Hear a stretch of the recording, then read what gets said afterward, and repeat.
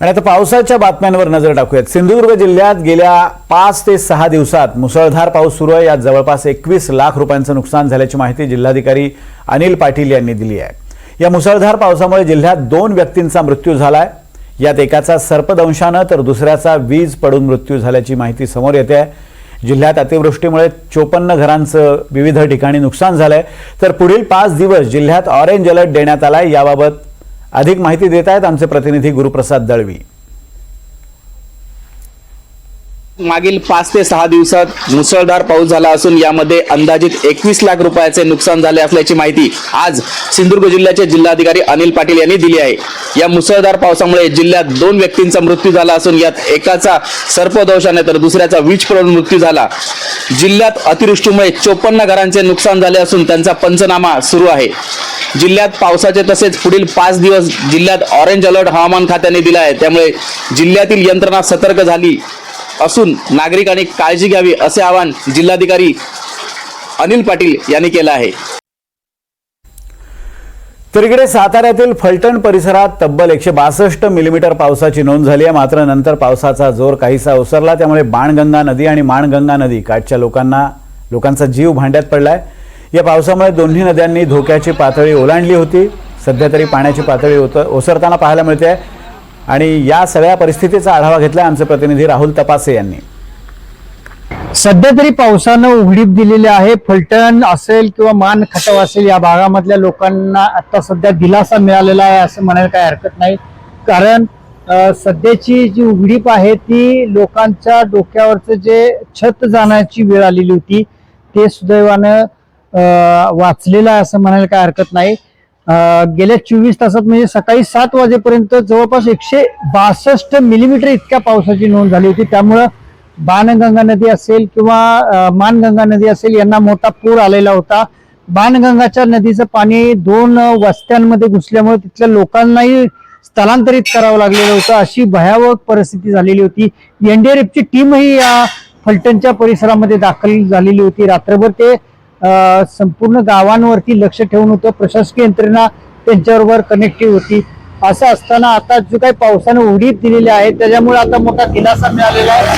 पाणी ओसरत चाललेलं आहे। मात्र पाणी जरी ओसरलेलं असलं तरी मात्र महत्वाचं म्हणजे आज 3 मंत्र्यांच्या उपस्थितीमध्ये प्रशासकीय यंत्रणेची जिल्हाधिकारी कार्यालयामध्ये जी काही बैठक झाली त्या बैठकीमध्ये पूर परिस्थितीचा आढावा घेण्यात आला आणि या आढाव्यामध्ये आता या 3 मंत्र्यांनी म्हणजे शिवेंद्रबाबू असतील, पालकमंत्री शंभूराज देसाई असतील आणि मकरंद पाटील असतील यांनी या संपूर्ण आढावा घेऊन प्रशासकीय यंत्रणेला ताबडतोब लोकांची व्यवस्था करण्याचं ज्यांचं नुकसान झालेलं आहे त्याचे माहिती घेण्यासंदर्भात त्यांनी आदेश दिलेले आहेत। मात्र याबाबत पत्रकारांशी बोलण्यासाठी शंभूराज देसाई यांनी नकार नोंदवला। आढावा बैठकीमध्ये जाण्यासाठी पत्रकारांनी रोखण्यात आलं, हे दुर्दैवाची गोष्ट आहे।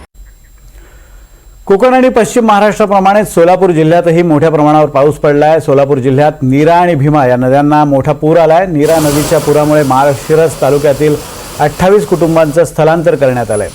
तर कुरबावी गावातील 8 नागरिकांचं एनडीआरएफ टीमनं स्थलांतर केलंय। पंढरपूर तालुक्यातील गुरसाळेमध्ये पुराच्या पाण्यात 3 साधू अडकले होते, त्यांना वाचवण्यात प्रशासनाला यश आलंय। सोलापूर जिल्ह्यात 171 मिलीमीटर इतका पाऊस झालाय आणि याचा आढावा घेतलाय आमचे प्रतिनिधी संकेत कुलकर्णी यांनी। पंढरपूरसह आज माळशिरस असेल, माढा असेल, सांगोल असेल या सर्व भागामध्ये मोठ्या प्रमाणावर पाऊस झाला। नीरा नदी दुथडी भरून माळशिरस मध्ये वाहते, त्यामुळे नीरेचा माळशिरस मधला जो प्रवाह आहे तो अतिशय खळखळता पाहायला मिळतोय। माळशिरस मधील पूर्व भाग जो आहे माळीनगर इतर परिसरामध्ये मोठ्या प्रमाणावर घरात पाणी शिरले। अनेक नागरिकांचं कुटुंबांचं स्थलांतर करण्यात आले।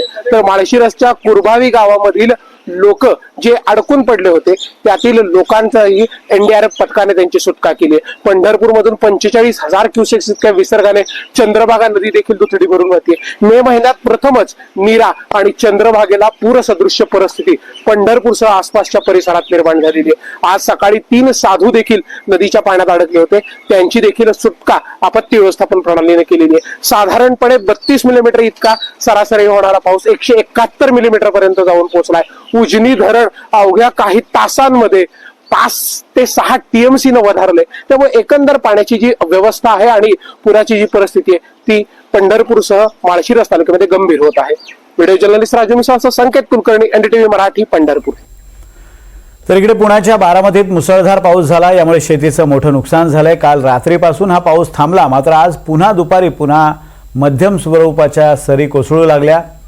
या नुकसानीची उपमुख्यमंत्री अजित पवार यांनी पाहणी केली असून तात्काळ नुकसानीचे पंचनामे करण्याचे आदेशही दिले आहेत. आणि याबाबतची माहिती देत आहेत आमचे प्रतिनिधी देविदास राखुंडे.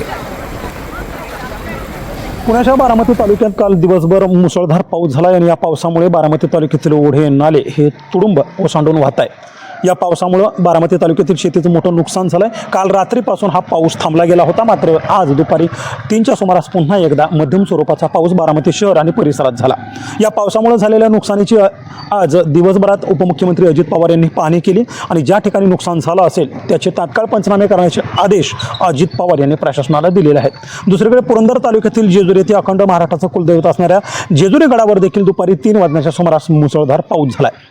तर पुण्याच्या इंदापूरमध्ये देखील आज दुपारी 3 ते 4 दरम्यान मध्यम स्वरूपाचा हा पूर्वमोसमी पाऊस झालेला आहे. कालच्या पावसानं इंदापूर तालुक्यातील मदनवाडी असेल, शेटपळगडे असेल, भिगवण असेल या ठिकाणी मोठं नुकसान झालेलं आहे आणि या नुकसानीची राज्याचे क्रीडा मंत्री दत्तात्रय भरणे यांनी आज पाहणी केलेली आहे. याचबरोबर या ठिकाणचे तात्काळ पंचनामे करण्याचे आदेशही दत्तात्रय भरणे यांनी प्रशासनाला दिलेले आहे. दुसरीकडे दौंड तालुक्यातील स्वामी चिंचोली या परिसरात काल पूरजन्य परिस्थिती निर्माण झाली होती, मात्र आता ही परिस्थिती काही अंशी वधारलेली आहे. जनजीवन जे विस्कळीत झालं होतं ते जनजीवन पूर्वपदावर आल्याचं पाहायला मिळतं. देवा राखुंडे, NDTV मराठी, बारामती. तर इकडे मुंबई आणि पुण्यासह राज्यात काही भागात मुसळधार पावसाच्या सरी कोसळत आहेत, पण नागपुरात मात्र ढगाळ वातावरण आहे. ढगाळ वातावरणामुळे मे महिन्यातल्या शेवटचे उष्ण दिवस सध्या थंड वातावरणाचे नागपूरकरांना अनुभवायला मिळत आहेत. याबाबतची माहिती देत आहेत आमचे प्रतिनिधी प्रवीण मुधोळकर. हे मुंबई पुण्यात ज्या पद्धतीनं मुसळधार पाऊस कोसळतोय तसा मुसळधार पाऊस नागपुरात नाही आहे, पण गेल्या 3-4 दिवसापासून नागपुरात ढगाळ वातावरण आहे. आता नागपूरमधून उन्हाळा हा संपलेला आहे असं प्रादेशिक हवामान खात्यानं सांगितलं आहे, कारण की मेचे शेवटचे जे दिवस असतात ते सर्वाधिक उष्ण असतात. नवतपा असं याला म्हटलं जातं. नवतपा म्हणजे जे शेवटचे 9 दिवस असतात ते उष्ण असतात. 45 डिग्री 44 डिग्रीच्या वर तापमान या काळामध्ये असतं. पण ढगाळ वातावरणामुळे विदर्भामध्ये आणि खास करून नागपूरमध्ये उन्हाळा जो आहे तो आता संपलेला आहे. मुसळधार पावसाची शक्यता वर्तवण्यात आली आहे, पण अद्याप तरी ढगाळ वातावरणच फक्त नागपुरात आहे. व्हिडिओ जर्नलिस्ट विनय शुक्लासह प्रवीण मुधोळकर, NDTV मराठी, नागपूर. तर पुणे शहरासह ग्रामीण भागात गेल्या 2 दिवसांपासून मुसळधार पाऊस पडतोय. आठवड्याभरापासूनच हा पाऊस पडतोय. पुणे जिल्ह्याला हवामान विभागानं येलो अलर्ट दिलाय. पावसामुळे मोठ्या प्रमाणात वाहतूक कोंडी होते, त्यामुळे पुणेकर हैराण झालेत आणि या सर्व परिस्थितीचा आढावा घेतला आमचे प्रतिनिधी अविनाश पवार यांनी. संपूर्ण राज्यामध्ये ज्या पद्धतीने पुणे वेधशाळेने अंदाज वर्तवला होता त्या पद्धतीने ठिकठिकाणी जिल्ह्यांमध्ये पाऊस हा पडताना दिसतोय. विशेषतः पुणे जिल्ह्यामध्ये देखील मोठ्या प्रमाणात पाऊस पडतोय. पुणे शहर आणि परिसरामध्ये कालपासून पावसाने अगदी उसंत न घेता इथे बॅटिंग सुरूच ठेवली आहे. सगळ्या शहराच्या भागामध्ये जो पाऊस मुसळधार पडतोय त्याच्यामुळे ठिकठिकाणी रस्त्यावर पाणी साचलेलं आहे. याच्यामुळे ट्रॅफिकची समस्याही वाढलेली आहे. सकाळी नागरिक जेव्हा कामावर जातात त्यावेळेस या ट्रॅफिकच्या समस्येला सामोरं जावं लागतंय. संध्याकाळी देखील तीच परिस्थिती निर्माण होते. एकूणच वेधशाळेने ज्या पद्धतीने अंदाज वर्तवला आहे त्या पद्धतीने हा पाऊस पडताना दिसतोय. काहीशी उसंत घेऊन पुन्हा पाऊस हा सुरू होतोय. काल तर मुसळधार पाऊस रात्रभर पडलेला आहे आणि त्याच्यामुळे पुणे शहराच्या अनेक भागात वीज पुरवठा हा खंडित झालेला आहे. तो अजूनही सुरळीत होऊ शकलेला नाहीये. पुणे शहराच्या अनेक भागामध्ये जे साचलेलं पाणी आहे त्याच्यामुळे अनेक समस्या निर्माण झालेल्या आहेत. जशा मेट्रोच्या भुयारांमध्ये देखील पाणी साचलेलं आहे. अशा अनेक बाबतीत रस्त्यावर तर आपण 4 चाकी दुचाकी या पाण्यात बुडायलाचं चित्र पाहते.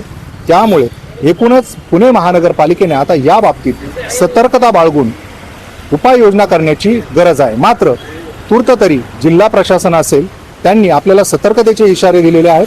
नागरिकांनी कामाशिवाय बाहेर पडू नये असं देखील सांगितलेलं आहे. अविनाश पवार, NDTV मराठी, पुणे.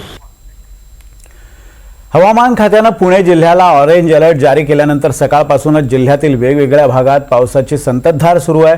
पिंपरी चिंचवड शहरात सुद्धा जोरदार पाऊस झाला असून अनेक ठिकाणी रस्त्यांवर पाणीच पाणी झालंय.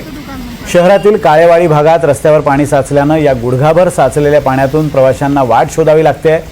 या साचलेल्या पावसाच्या पाण्याचा आढावा घेतला आमचे प्रतिनिधी सूरज कसबे यांनी. हवामान खात्यानं पुणे जिल्ह्याला ऑरेंज अलर्ट दिला आहे. सकाळपासूनच पुणे जिल्ह्यातील वेगवेगळ्या भागांमध्ये पावसाची संततधार सुरू आहे. मी सध्या पिंपरी चिंचवड शहरातील मराठवाडा मित्र मंडळाच्या कॉलेजच्या परिसरामध्ये उभा आहे ना. या ठिकाणी जो काळेवाडीचा जो रोड आहे तो रोडवरती पूर्णपणे पाणी साचल्याचं दृश्य पाहायला मिळतंय. जवळपास गुडघाभर पाणी या रस्त्यावरती साचलेल्या नागरिकांनी रस्त्याच्या बाजूला जी वाहने पार्क केली होती त्यांची चाकं सुद्धा या पाण्यामध्ये बुडवलेत. याच पाण्यातून नागरिक वाट काढत आपल्या प्रवासाला निघाले. मात्र पिंपरी चिंचवड महानगरपालिकेने याआधीच आपण 100% नाली सफाईचं काम पूर्ण केल्याचं म्हटलं होतं. मात्र हा त्यांचा दावा जो पूर्णपणे फोल ठरल्याचं या ठिकाणी जे दृश्य पाहायला मिळतं. खरं तर मागील वर्षी पिंपरी चिंचवड शहरात पूरस्थिती निर्माण झाली होती. त्यातून महानगरपालिकेने काहीतरी बोध घेऊन पावसाळ्यापूर्वीच ही नाली सफाई करणं गरजेचं होतं. मात्र तसं होताना दिसत नाही. पहिल्याच हा जो पाऊस आहे या पावसांमध्ये अशा प्रकारे या मध्यवर्ती भागातील रस्त्यांवरती पाणी साचल्याचे चित्र एकूणच पाहायला मिळेल. त्यामुळे आता तरी प्रशासन जागे होत या ठिकाणी नाले सफाई वेळेवरती करत हे जे पाणी साचले यांना मार्ग मोकळा करून देणार का हे पाहणं देखील तितकंच महत्त्वाचं असणार आहे. सुरज कसबे, NDTV मराठी, पिंपरी चिंचवड.